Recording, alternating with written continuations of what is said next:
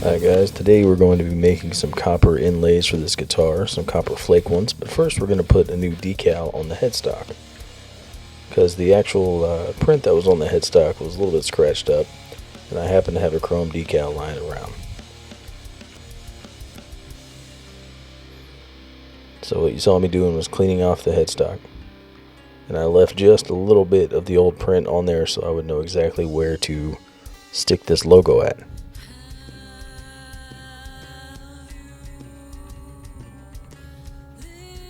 So it's a vinyl decal, so basically just burnishing it down, or it's a foil decal.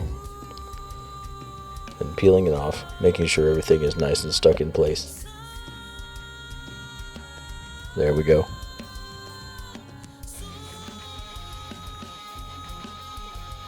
And I'm going to clear coat it immediately. Now this isn't the final clear, this is not the 2K stuff.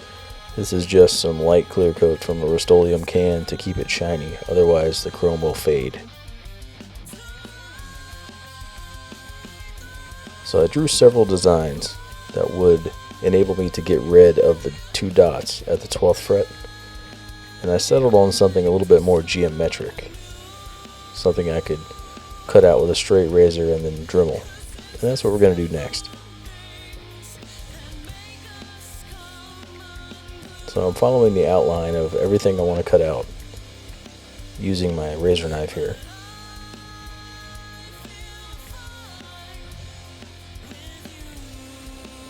And using the Dremel, I'm going to go ahead and cut away the rest of the material from inside those lines.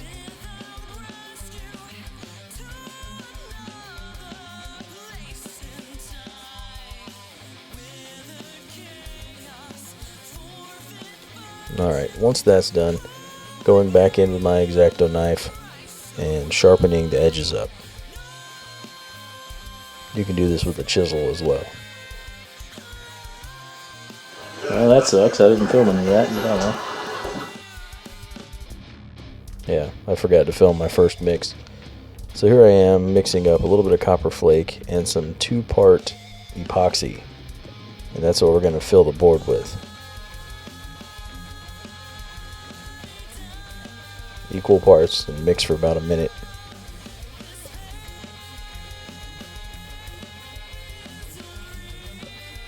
And then we just put it into our inlay cutout.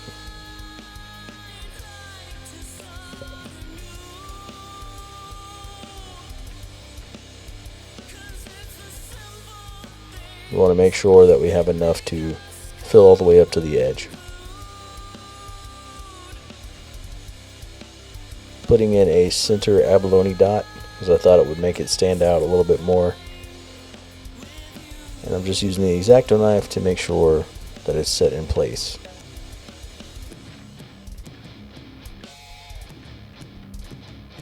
Just like that.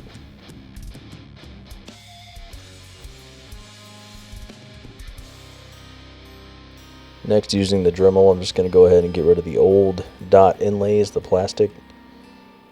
I'm just going to put some center holes in and then break them out with the back of the bit. You've seen me do this before. So we're going to do these a little bit different.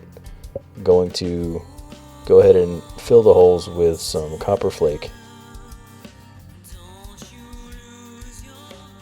You really don't want to have it all around the edges of the holes because we're going to put some super glue on it next. And that will seal into the grain anything that is not in the hole. So and make sure you clear it all away as best you can. Then a little dot of super glue just right in the middle. And if you look in the background, you can see a couple other ones I've already done. And just using the back of a screw, I'm just going to push that down into the material and flatten it out.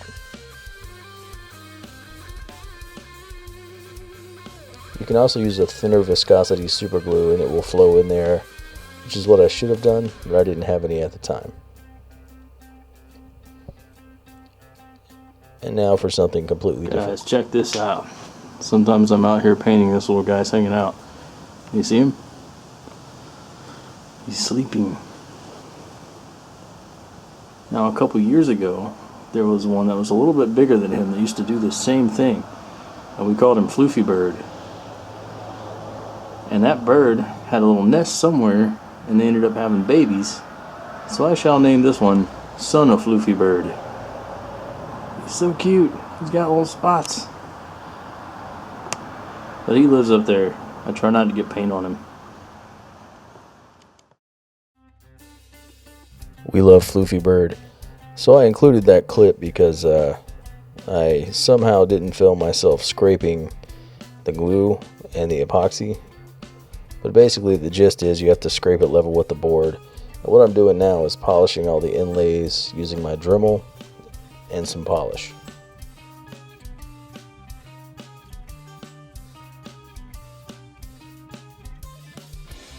Also, I'm not sponsored by Windex. Now you have to scrape the entire board so that you have an even finish, so that you don't have lighter frets where your inlays are.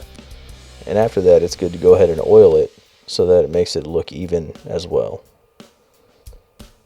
And here's basically the end result. I'll polish them again before I put this on the guitar, see if we can get a little more shine out of them. But I think they came out looking pretty cool. Whenever it's under some stage lights and the strings are bouncing around in front of them, I think it'll look even cooler.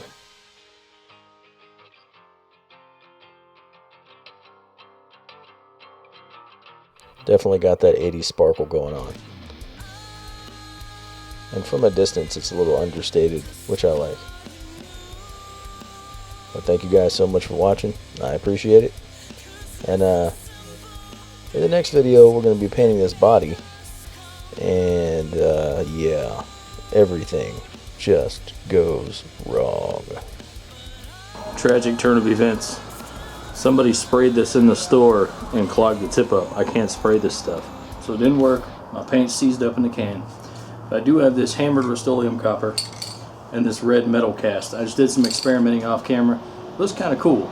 So we're going to put a base coat of this and a top coat of this and see what it looks like.